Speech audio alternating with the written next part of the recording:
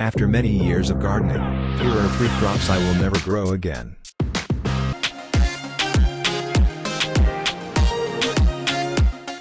Number 1. Squash.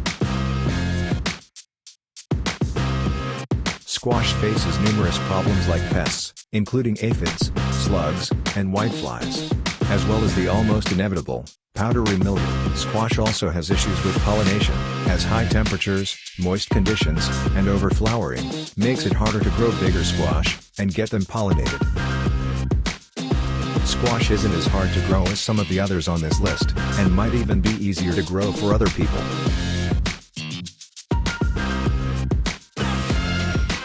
Number 2. Beans.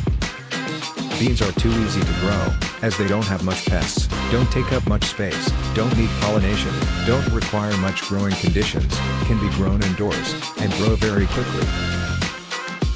However, the issue with beans is the quantity. In order to get enough beans for a family, you need dozens of plants, and not everyone has a large amount of space to grow things. Number 3. Broccoli. Broccoli is a very hard plant to grow.